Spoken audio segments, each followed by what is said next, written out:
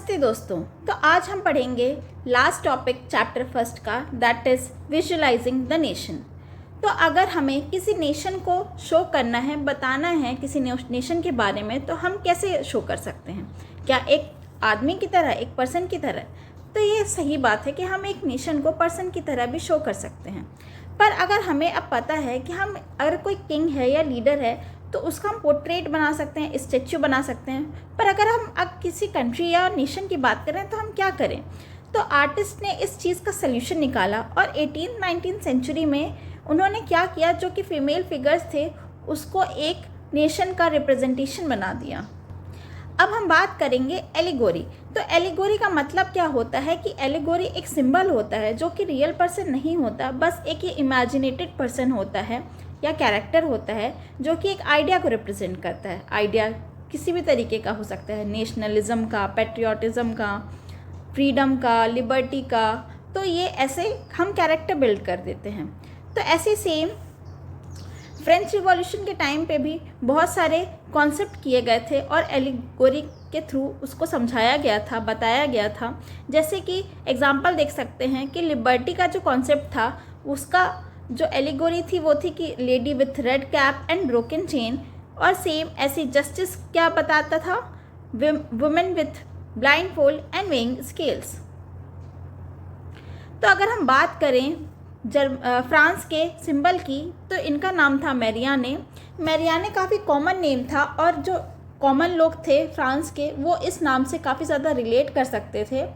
तो ये जो मैरियानी थी वो नेशन बन गई फ्रांस की।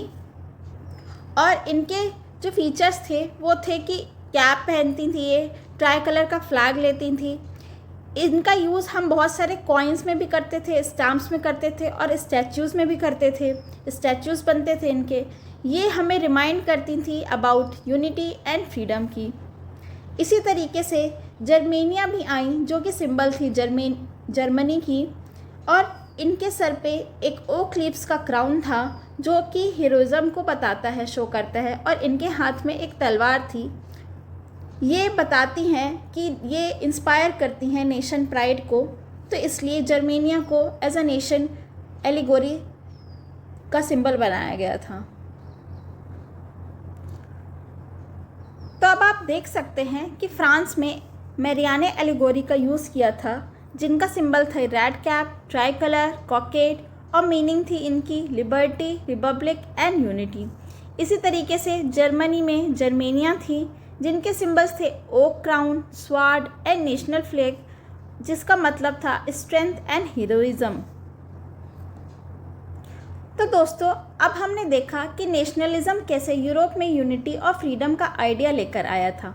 लेकिन 19th सेंचुरी की आखिरी डिकेड्स में ये नेशनलिज्म काफ़ी बदल गया। एक लिबरल और डेमोक्रेटिक मूवमेंट से ये बन गया एक narrow, aggressive and dangerous ideology. आइए समझते हैं कि कैसे नेशनलिज्म इंपीरियलिज्म के साथ मिलकर यूरोप के एक विनाश की ओर ले गया। तो इंपीरियलिज्म का मतलब होता है कि जो कंट्रीज़ हैं अपने एम्पायर को एक्सटेंड करने लगती हैं through the use of nationalism, उसको हम कहते हैं इंपीरियलिज्म। इसके कारण वॉर्स और कॉन्फ्लिक्ट्स होते हैं।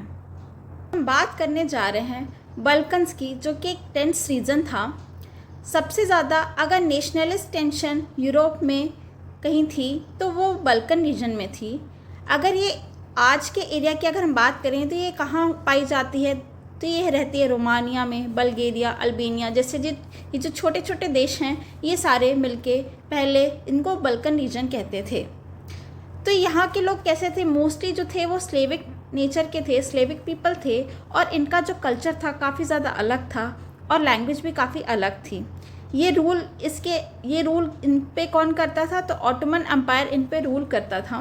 तो आप ये देख सकते हैं वर्ल्ड मैप के थ्रू कि ये जो हाईलाइटेड पार्ट है ये है बल्कन रीजन का, और ये जो है हमने बताया हुआ है मैग्नीफाइड इमेज है बल्कन की, जिसमें ये अलग अलग कंट्रीज़ हैं। तो हम बात कर रहे हैं इसी बल्कन रीजन की। तो हम देखेंगे कि बल्कन में ये रोमांटिक नेशनलिज्म का आइडिया कैसे फेल हो गया था। तो जैसे कि आपको पता है कि नेशनलिज़म स्प्रेड हो रहा था फ्रांस से लेकर इटली, जर्मनी, उसके आसपास की जितनी कंट्रीज़ थी उधर नेशनलिज़म स्प्रेड हुआ था और आते आते बल्कन्स रीजन में भी आया। तो उधर के लोगों ने भी चाहा कि भैया हमें भी इंडिपेंडेंस चाहिए, हमें। तो लोगों ने क्या किया कि जो उनकी पुरानी हिस्ट्री का यूज़ करके ये साबित करना चाहते थे कि वो कभी इंडिपेंडेंट थे, लेकिन उन्हें फॉरेन पावर्स ने कंट्रोल किया था। जब ऑटोमन एम्पायर धीरे धीरे कमज़ोर पड़ने लगा तो एक एक करके उसके जो भी यूरोपियन पार्ट्स थे वो अलग होना शुरू कर दिए और अपनी इंडिपेंडेंस मांगने लग गए। तो बल्कन्स में क्यों इतनी ज़्यादा कॉन्फ्लिक्ट्स हो गए? तो बल्कन्स के, जैसे मैंने आपको बताया कि जो छोटे छोटे देश थे वो एक दूसरे से टेरिटरी छीन रहे थे, वो एक दूसरे की ज़मीन कब्जा करना चाहते थे, सबको अपनी नेशनल आइडेंटिटी बनानी थी और सबको ज़्यादा से ज़्यादा ज़मीन चाहिए थी।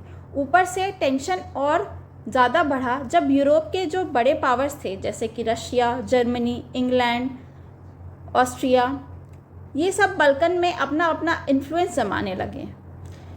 इसके कारण क्या हुआ कि ये आपस में वॉर लड़ने लग गए, ये एक दूसरे के दुश्मन बन गए, जिसके कारण हमारा फर्स्ट वर्ल्ड वॉर होता है 1914 में।